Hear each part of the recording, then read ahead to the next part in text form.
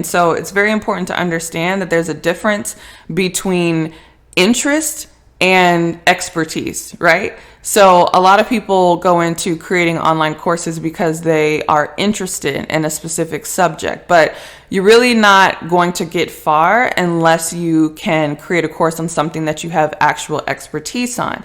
Now, it's kind of like two ends of the spectrum. So you get people who want to create courses on things they're only interested in and have no expertise on.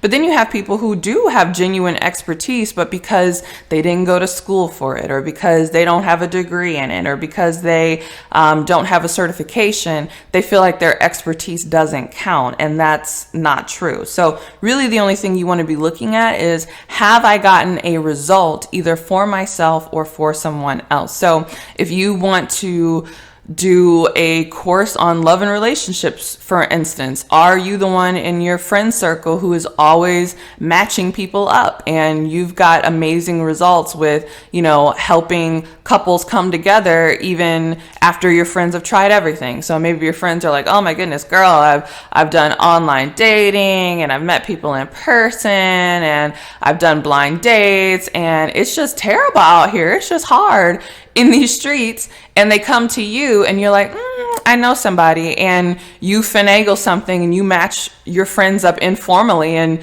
these amazing relationships come out of it. Or maybe people are even getting married. Like, if you've done that, that means you have expertise that's worthy to create a course on it, even if you yourself are like, oh, this is so easy. It's not something I really think hard about. It's just something I know how to do. We all have skills and talents like that. Like, oh, this whole thing, this wasn't hard. This was no problem. We don't even think to charge for it because we're like, can't everybody do this? And it's like, no, everybody can't do that. So it's got to be something like that.